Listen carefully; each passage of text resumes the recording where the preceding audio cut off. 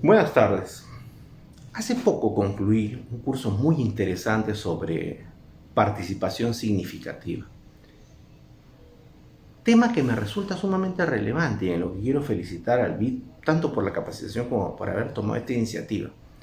Resulta ser que en muchos de los procesos de conflicto que enfrentamos en el Perú, especialmente en los conflictos que tienen algún tono medioambiental, atribuimos el problema a algún defecto en el proceso de participación.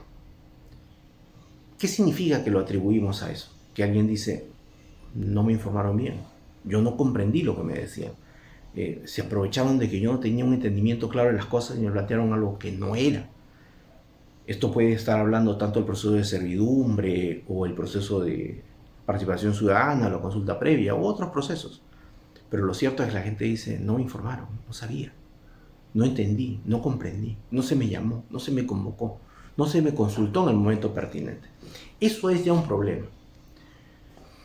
Entonces, resulta ser de suma importancia para la prevención de conflictos proponernos que la participación que desarrollamos en las fases de preparación de un proyecto e incluso durante la ejecución y operación como parte puede ser de nuestro proceso de relaciones comunitarias sea significativa. ¿Y qué significa que sea significativa? Que la calidad del trabajo hecho con las partes interesadas sea muy bueno. Para eso yo quiero proponerles en primer lugar 5 pasos. 5 pasos. ¿Qué pasos son? El primero es identificar correctamente a las partes interesadas, es decir, a los afectados y beneficiarios. Segundo, reconocer claramente los intereses en juego, tanto afectaciones como beneficios. Lo tercero es hacer un buen proceso de comunicación, un proceso de comunicación que llegue hasta que una parte importante de los interesados comprenda el proyecto y se haga una idea propia. En cuarto lugar, tener un buen proceso de retroalimentación para recoger información que nos permita mejorar el proyecto. Y el quinto y último punto es lograr acuerdos. Teniendo estos 5 puntos en mesa, ahora tratemos de analizarlos rápidamente. El primero, ¿qué significa identificar a las partes interesadas? Significa encontrar a los beneficiarios afectados, directos o indirectos, potenciales o reales, a los que se van a ver afectados o beneficiados desde el proceso de ejecución o operación, y además reconocer cómo están organizados dentro de la sociedad y también clasificarlos por su relación con la afectación. Por ejemplo, cuando hablamos del paso de camiones por un camino polvoriento, los que están a los lados de la vía son directamente afectados, lógicamente. Esa es una afectación que hay que reconocer. Al mismo tiempo, también esos que están al borde de la vía, si la vía aumenta su tránsito, se pueden ver beneficiados por el incremento de valor de sus predios en algunos casos, no siempre. Pero hay que identificarlos bien, quiénes son. Lo segundo es identificar los intereses en juego. ¿Cuáles son los intereses en juego? Los intereses en juego son tanto los beneficios o afectaciones que pueden suceder, así como les dije en lo de los camiones. Cada actor, cada operador puede tener diferentes intereses en juego. Si yo tengo un colegio en el camino del paso de los camiones, me preocupa que los escolares que asisten a mi colegio se vean afectados por el paso de vehículos. Lo mismo es alguien que dirá, yo trabajo con material de construcción, ¿me beneficiaré o no me beneficiaré? También hay quien posee terrenos y se preocupará si estos subirán de precio.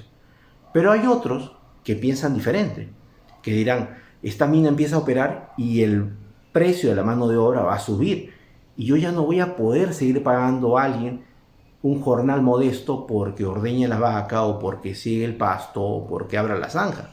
Y voy a tener que mecanizarme porque de otra manera mi negocio es inviable. Y habrá muchos otros afectados. que de repente tenían condiciones o calidad de vida que se van a modificar. Entonces, reconocer los intereses en juego es muy importante.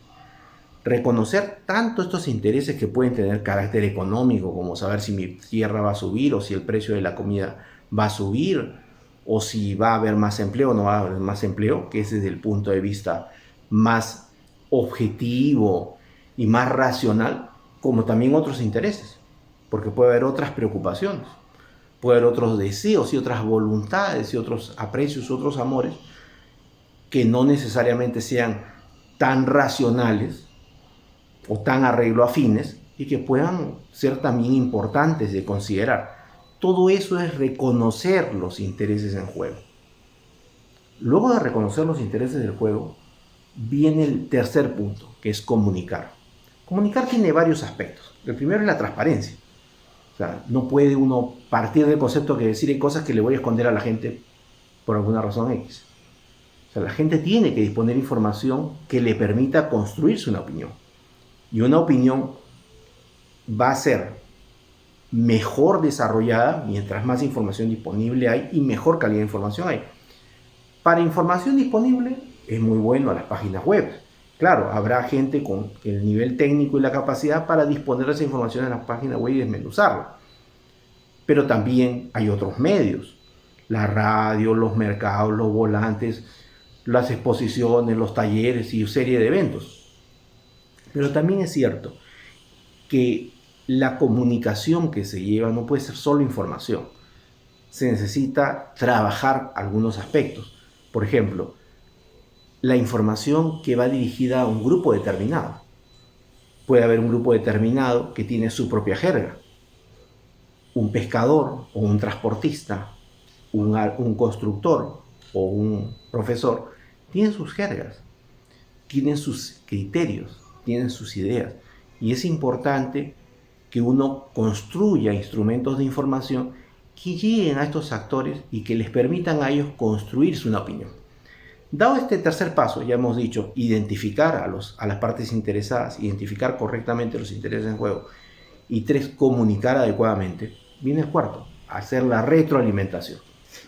Retroalimentar significa que convocaremos pues, un taller, haremos una encuesta, ¿no? Soltaremos cuestionarios, buscaremos un medio para saber dos cosas. Primero, cómo han entendido lo que hemos informado. De repente hemos informado mal. De repente hemos construido una opinión inadecuada. Pero eso hay que saberlo. Y lo segundo es finalmente qué opinión se han construido del proyecto. ¿Qué están pensando de él? ¿Qué ideas se han creado? Eso es muy importante para que podamos perfeccionar el proyecto. Y también, si es que se trata de un estudio de impacto ambiental o gestión social u otro, pensemos en cómo vamos a mitigar o remediar algunas cosas que de repente no habíamos considerado. Pero lo cierto es que ese proceso es muy importante. Y el proceso final es el de dialogar en busca de acuerdo. Es el quinto punto. ¿Por qué dialogamos en busca de acuerdo? Porque las partes buscan seguridad. Tanto los beneficiados y afectados como nosotros, todos los que participamos en la sociedad, podemos tener mucha más tranquilidad cuando partimos de ciertos acuerdos, que vamos a respetar ciertas reglas, que vamos a seguir cierto orden, que vamos a usar cierta lógica. Eso nos va a permitir a todos tener tranquilidad en el futuro del proyecto. Repaso entonces. Hoy día les quiero proponer una participación significativa basada en trabajar 5 aspectos. Primero, identificar bien a las partes interesadas. Segundo, identificar bien los intereses en juego. Tercero, comunicar adecuadamente. Cuarto, hacer una buena retroalimentación para reconocer si hemos comunicado bien y cómo se ha interpretado el proyecto. Y finalmente, dialogar en búsqueda de acuerdo. Esto puede ser una herramienta útil para la prevención de conflictos y debemos considerarlo. Nuevamente, muchas gracias por mirar este video. Un saludo, Andrés Escudero se despide. Muchas gracias.